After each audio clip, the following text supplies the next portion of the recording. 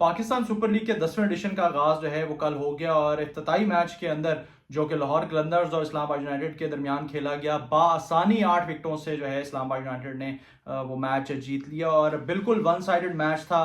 और कोई as such जिसे कहते हैं ना कि एक इंटरेस्टिंग मैच जिस तरह के पास्ट में पीएसएल में हुआ करते थे, पहला ही मैच था ऑल्दो, लेकिन फिर भी वो एक्साइटमेंट और वो सब चीज़ें जो है ना वो मिसिंग थी जो कि पाकिस्तान के क्रिकेट फैन ज़्यादातर इस पीएसएल के साथ और टीम्स के साथ, फ्रेंचाइज के साथ एसोसिएट करते हैं। और कल सबसे पहले जो है वो टॉस जीत के इस्लामाबाद यूनाइटेड के कप्तान शादाब खान ने जो है वो दावत दी लाहौर कलंदर्स को बल्लेबाजी करने की। और लाहौर कलंदर्स की जो पूरी टीम थी वो 138 39 रन बना के जो है बनाने में सिर्फ कामयाब हुई अपने 20 ओवर्स में, मुकर्ररा 20 ओवर्स में। और बाआसानी जो है वो ये 2 विकेटों के ऊपर ही जो है वो टारगेट चेज कर लिया इस्लामाबाद यूनाइटेड की तरफ से। और लाहौर कलंदर्स की तरफ से सबसे कामयाब बल्लेबाज उनके अब्दुल्ला शफीक रहे, निफ सेंचुरी स्कोर की उन्होंने, 66 रन उन्होंने बनाए। और उनके अलावा कोई भी बैटर जो है लाहौर कलंदर्स का वो बड़ा स्कोर करने में कामयाब नहीं हुआ।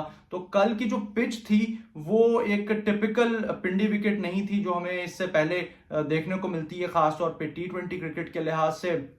और बिल्कुल एक डिफरेंट विकेट देखने को मिला। लेकिन लोग, क्योंकि लोगों के जहन में एक चीज बैठ चुकी है, वो ये है कि आपने जो भी मैच खेलना है T20 का, उसमें आपने 200 से प्लस रन ही स्कोर करने हैं तो वो T20 होगा। असल में ये T20 क्रिकेट नहीं है। लेकिन ये एक आप समझ लें रिस्पेक्टेबल टोटल तक तो नहीं था, लेकिन ये थोड़ा सा अगर बेहतर हो सकता था अगर ये सेंसिबल क्रिकेट खेली जाती। लेकिन सेंसिबल क्रिकेट वो लाहौर कलंदर्स की जानिब से किसी ने भी नहीं खेली। जो भी नया प्लेयर आता था वो आके वही घुमाने की कोशिश करता था, शायद वही एग्जैक्ट फ्रेम ऑफ माइंड है कि भाई सिर्फ मारना है और बीच में कुछ नहीं करना। बीच में पार्टनरशिप कायम करने की कोशिश जरूर की थी सिकंदर रजा के साथ और अब्दुल्ला शफीक ने, लेकिन वो कामयाब नहीं हो सके। सबसे कामयाब बॉलर जो इस्लामाबाद यूनाइटेड के रहे वो साबिक वेस्ट इंडियन कप्तान जेसन होल्डर थे। उनका पहला पीएसएल मैच था और पहले ही मैच के अंदर वो प्लेयर ऑफ द मैच का अवार्ड हासिल करने में कामयाब हुए। 4 खिलाड़ियों को जो है जेसन होल्डर ने आउट किया। और जब इस्लामाबाद यूनाइटेड की बैटिंग स्टार्ट हुई तो जिस अंदाज से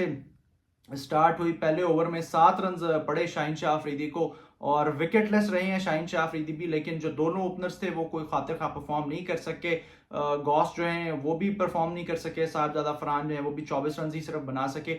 उसके बाद कॉलिन मनरो जो कि इस्लामाबाद यूनाइटेड का एक परमानेंट मेंबर हैं, उन्होंने निफ सेंचुरी स्कोर की, नॉट आउट इनिंग्स खेली उन्होंने। और साथ में सलमान अली आगा, उन्होंने भी 41 रन की जो है वो नाकाबिले शिकस्त इनिंग्स खेली। तो बहुत आसानी से जो है इस्लामाबाद यूनाइटेड ने ये मैच जीत लिया।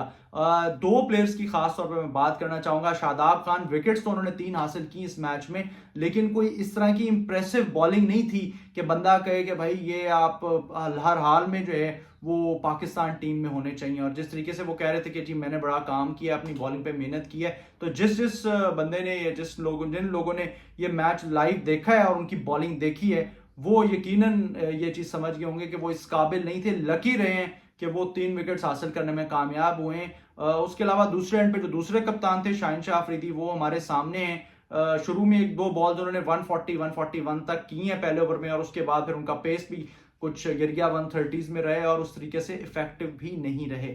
और आजम खान की आप अगर कल कीपिंग देखें तो वो एक दफा फिर, अब ये क्योंकि नेशनल टीम नहीं है, एक फ्रेंचाइज है इस्लामाबाद यूनाइटेड, अब उनके साथ उनके लिए वो खेल रहे हैं, दुनिया भर की लीग्स में खेलते हैं, फ्रेंचाइज लीग्स में।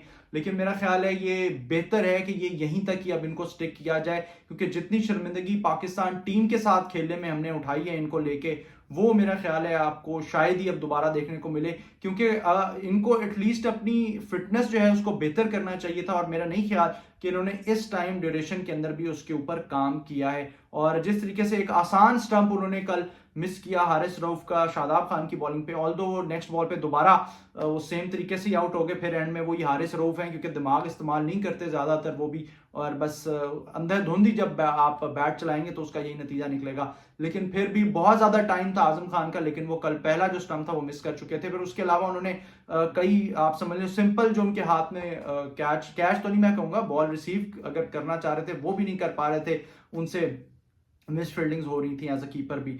और सिमिलरली इमाद वसीम की फिटनेस ऑल दो बेहतर हो गई है, लेकिन अगर इमाद वसीम को भी पता था कि लास्ट टाइम जब वर्ल्ड कप में उनकी फिटनेस इस काबिल नहीं है, तो मेरा ख्याल है उनको खुद ही जो है वो विड्रॉ कर लेना चाहिए था। लेकिन कल जब हमने इनको प्लेयर्स को देखा है तो मैंने ये जज किया है कि वो ऑल दो इमाद वसीम पहले से बेहतर लग रहे थे, लेकिन वो वर्ल्ड कप खेलना बनता नहीं था।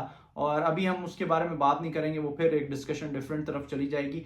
लेकिन ये है कि ये देखना होगा कि अगर इसी तरीके से ये पाकिस्तान क्रिकेट के सुपर लीग के अंदर मैचेस होंगे तो वो फिर मेरा ख्याल है इंटरेस्ट अपना जो फैंस हैं वो भी लूज करेंगे, और जो ओवरऑल लीग है, क्योंकि ये डायरेक्ट आपका मुकाबला चल रहा है अगर आईपीएल के साथ, तो फिर काफ़ी ज़्यादा प्रॉब्लम हो जाएगी। इवन के जो वॉच टाइम है उस तरीके से दोनों टाइम के थोड़ा ही डिफरेंस है, तो वो भी शायद उतना नहीं हो सकेगा। तो एक्साइटिंग मैचेस होने चाहिए, पिचेस जो हैं वो भी उस क्वालिटी की होनी चाहिए जो कि एक टिपिकल टी20 पिचेस हों। और अगर थोड़ा बहुत जिस तरह की हमें कल पिंडी का पिच देखने को मिला, तो थोड़ी सी सेंसिबल क्रिकेट जो है वो दोनों टीम्स को, दोनों फ्रेंचाइजीज को, जो भी बैटिंग या जो भी खेल रही होंगी उस मैदान पे, उनको करना चाहिए ताकि एक अच्छा एक्साइटिंग मैच जो है वो देखने को मिले। आज अब से कुछ देर बाद जो है वो पेशावर ज़ल्मी और कोयटा ग्लैडिएटर्स के दरमियान जो है वो मैच शुरू होने जा रहा है पिंडी स्टेडियम के अंदर।